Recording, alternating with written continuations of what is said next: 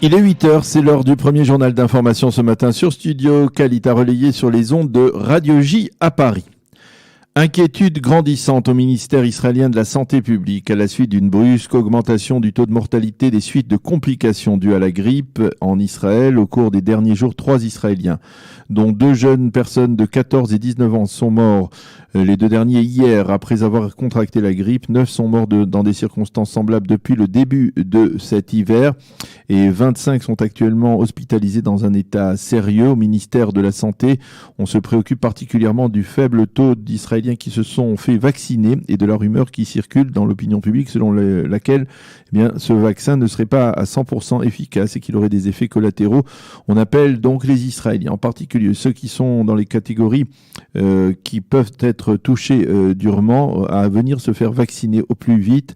Il faut enfin souligner qu'en raison de la crise politique en Israël, les doses de vaccins ont été acheminées cette année en retard, ce qui crée cette situation de crise et de malaise. La famille Issachar, elle aussi, est inquiète. Non seulement elle n'a pas obtenu la libération de sa fille, Nahama, des prisons russes pour la fête de Hanouka, mais apparemment l'administration pénitentiaire pourrait également la transférer dans une prison éloignée de Moscou. Hier, Yafa Issachar, la mère de Nahama, a rencontré sa fille, donc pour la première fois depuis le rejet de l'appel déposé devant la cour moscovite. Et elle a affirmé que le transfert de sa fille vers une autre prison, soit à Saint-Pétersbourg, soit même, comme il en est apparemment question, en Sibérie, risque de compliquer très sérieusement les liens avec la jeune femme. C'est demain que se dérouleront, vous le savez probablement, les élections primaires pour la présidence du Likoud entre Binyamin Netanyahou et Gideon Sa'ar. Hier, M. Netanyahou a reçu le soutien tardif de Gilad Ardan, le ministre de la Sécurité intérieure, qui ne s'était pas prononcé depuis l'inculpation du Premier ministre par le conseiller juridique du gouvernement Avichai Mendelblit. On estime que M. Netanyahou devrait l'emporter, mais personne n'ose se prononcer sur le score qu'il obtiendra. Tout résultat en deçà des 70% de soutien serait considéré comme un relatif échec pour le Premier ministre en raison du mauvais temps qui est prévu demain. Nous allons le voir à la fin de ce journal. Les bureaux de vote resteront ouverts jusqu'à 23h et non 22h comme cela a été prévu initialement. Et l'on devrait connaître les résultats de ces primaires que vendredi matin. Le commandant en chef de la brigade de Tzahal déployée dans la région de l'implantation Itzhar, dans le nord de la Samarie, le colonel Sagiv Dahan, a rencontré au cours des derniers jours les habitants de cette implantation et leur a fait part de sa préoccupation et de son mécontentement face au traitement parfois violent dont ces soldats font l'objet de la part de certains des jeunes ultra-radicaux qui vivent dans cette localité. Plus d'une fois, ces jeunes ont lancé des pierres en direction des soldats. Le colonel Dahan a affirmé à ses habitants que ces soldats avaient même peur de monter la garde dans la localité de crainte d'être l'objet de ces agressions. Il a même affirmé que le bataillon de garde-frontière qui est déployé autour et dans la localité de Itzhar est sans aucun doute le bataillon le plus brisé, a-t-il dit, dans toute la Samarie en raison de ce comportement des soldats.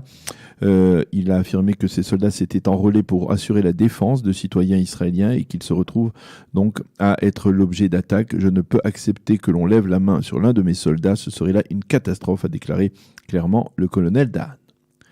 Au sein de Tzahal, on affirme que la maison de la localité de Dir el-Balar dans la bande de Gaza, localité palestinienne qui a été détruite par l'armée de l'air, provoquant la mort de 8 civils, presque tous de la même famille, lors de l'opération en ceinture noire il y a environ un mois. Cette maison avait été identifiée par les services de renseignement de l'armée israélienne comme une base d'activité terroriste du djihad islamique. À l'issue d'une très vaste enquête visant à déterminer pourquoi et comment cette famille palestinienne avait été aussi durement frappée, il s'est avéré que les terroristes du djihad islamique s'étaient installés dans cette maison et qu'il y avait sur place une intense activité militaire, en particulier après l'élimination par Israël du commandant des forces du djihad islamique dans la bande de Gaza, Abu Alta. Mais cet espace n'était pas fermé hermétiquement. Plusieurs civils donc s'y trouvaient au sein de Tzahal. On avait estimé avant de donner l'ordre d'attaquer qu'il n'y avait pas de civils menacés au moment précis dans cette zone. À l'issue de la présentation hier de ce rapport, il a été décidé au sein de l'armée israélienne de tout faire pour que de tels incidents ne se reproduisent plus. La météo pour terminer justement, je vous le disais, c'est le retour en force de l'hiver avec de la pluie, des pluies averses dans le nord, puis ce soir dans le centre du pays, une pluie qui s'étendra jusque dans le sud du pays demain, et une pluie accompagnée de bourrasques. Il neigera également sur le Hermon et les températures seront en très nette baisse. Il fera aujourd'hui 13 degrés à Jérusalem, 17 à Tel Aviv et 23 degrés à Eilat. C'est la fin de ce premier journal d'information sur Studio Kalita.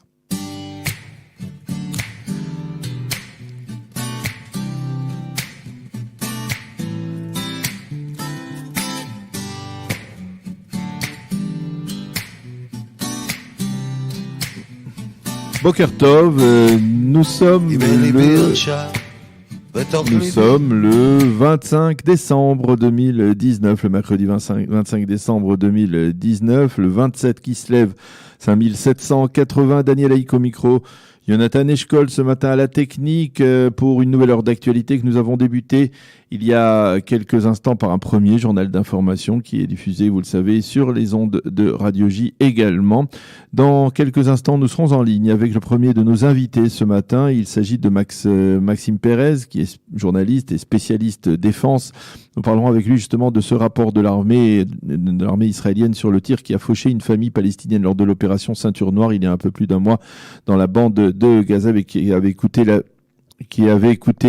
la vie à plusieurs, à l'ensemble d'une famille, à 8 tués, 8 membres de la même famille. Nous en parlerons donc dans quelques instants. À 8h20, nous serons en ligne avec la docteure Dominique Neyman, qui est spécialiste des maladies infectieuses et qui nous parlerons avec elle, bien entendu, de l'épidémie de grippe qui sévit dans le pays avec des données particulièrement alarmantes et 3 personnes qui sont mortes des suites de complications dues à la grippe depuis le début de la semaine, 9 depuis le début de cet hiver qui pour l'instant n'a pas encore été un hiver particulièrement rude, ce qui inquiète beaucoup, on va dire, la santé publique en Israël.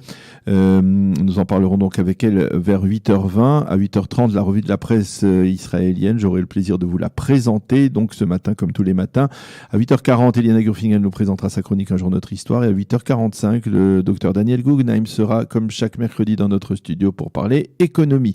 Voilà donc pour le programme de cette heure d'actualité. Nous allons marquer une pause musicale avant de retrouver notre ami Maxime Pérez pour parler de ce rapport de l'armée israélienne sur ce qui s'est passé durant l'opération Ceinture Noire il y a un mois dans la bande de Gaza.